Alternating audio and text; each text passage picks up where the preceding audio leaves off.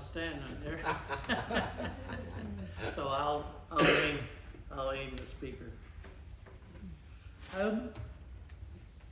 The format this year in the profit loss statement, I've changed a bit to try and make it a little easier for you.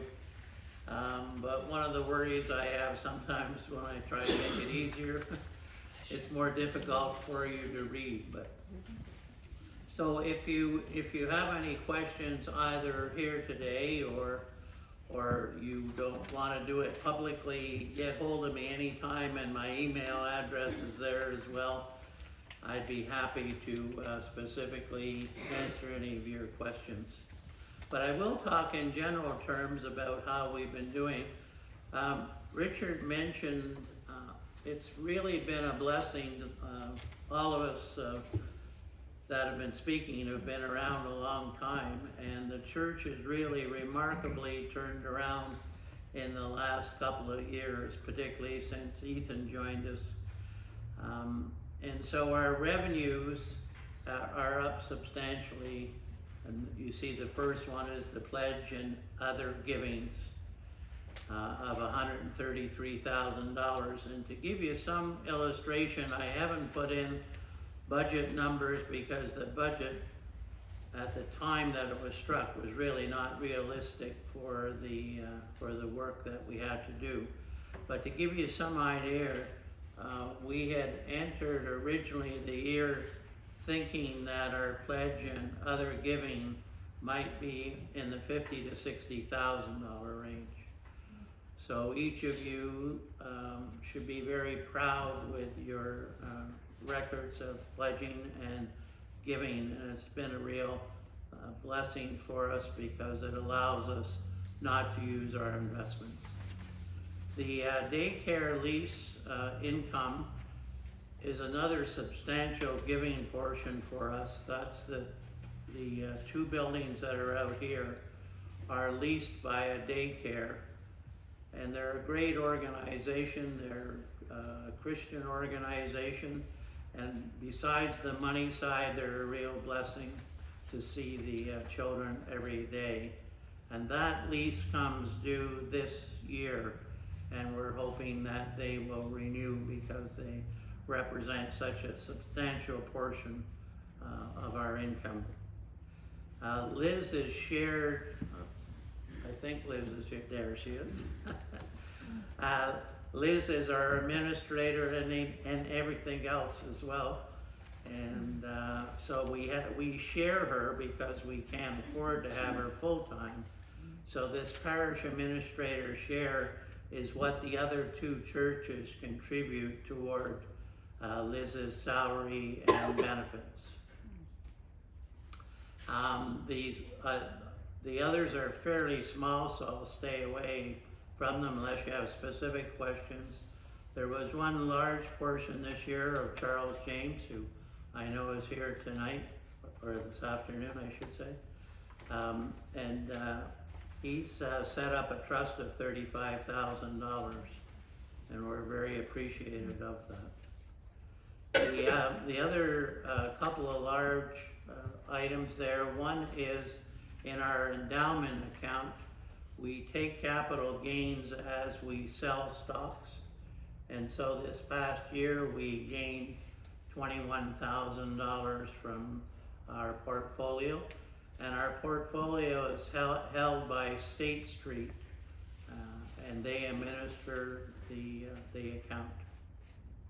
The Claire Moore Trust is another trust that Claire Moore, I think, believe it or not, in 1954 died. And this trust has continued to provide a small amount of income.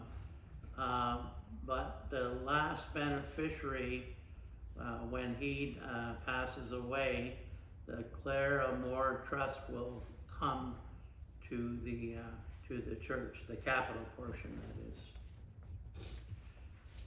And the thrift store, which was running, contributed an amount. So the total revenue was $310,000. Expense-wise, the human resources are total of all our staff on board.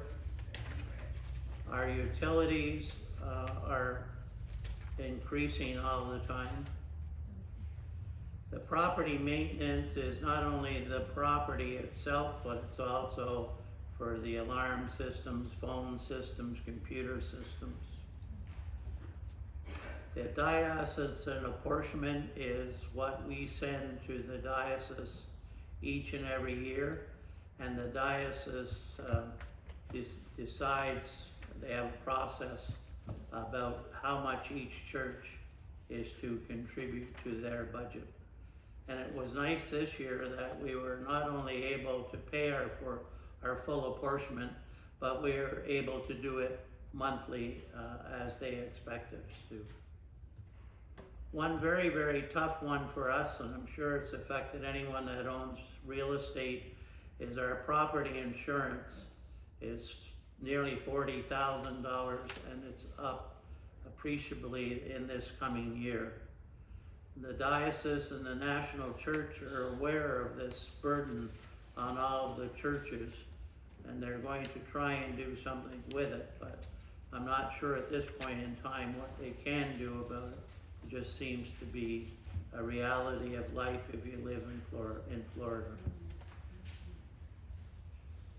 The last line of the thrift store commission was the last payment to the store manager. And so it's not reoccurring, but it occurred in January last year. So our net total was that we lost about $62,000. And when we lose money like that, it comes from our endowment accounts. The plan budget at one time was going to record a loss of $100,000 and then $75,000. So the $62,000 is appreciably way better than planned. So just before I move to the 2024 budget, I'll stop here, and if you have any questions, either I'll try and answer them or Liz will try and answer them.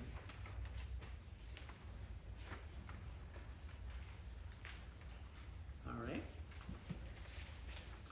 So if you turn over, you'll see in a different format again our budget for 2024.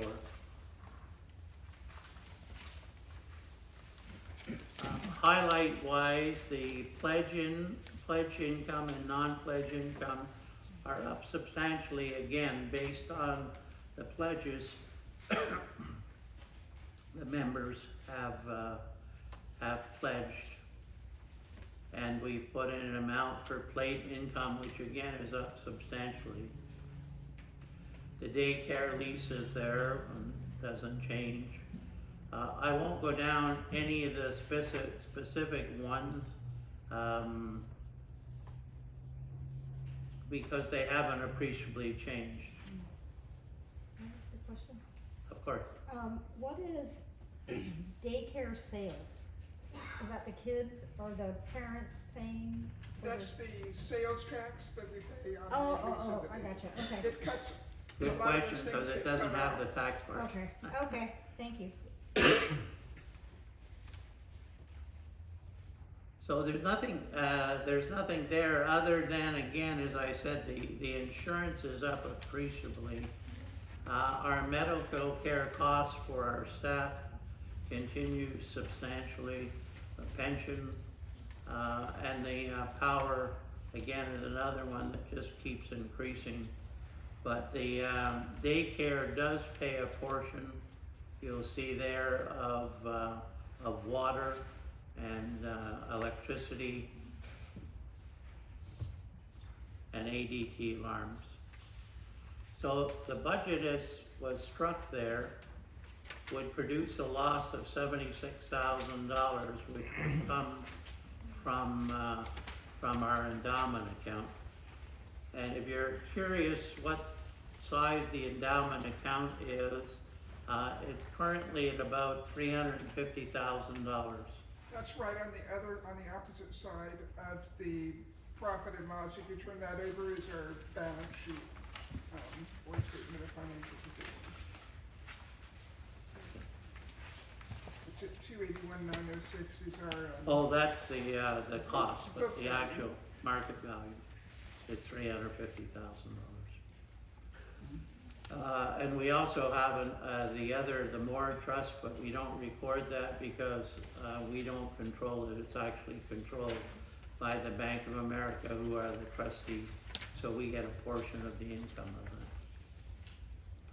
that. I should mention the property insurance for 2024 is $57,000. So again, I'm involved with a couple of other organizations, and it's not uncommon for insurance costs to be up 30 or 40% a year. Before we call for you to receive this budget, I am going to say a few words about it. So kind of hold it in mind, and I'm going to do that in my address. So I'll call for the budget vote in a few minutes, if that's okay. Yeah, sure. All right. All right, thank you.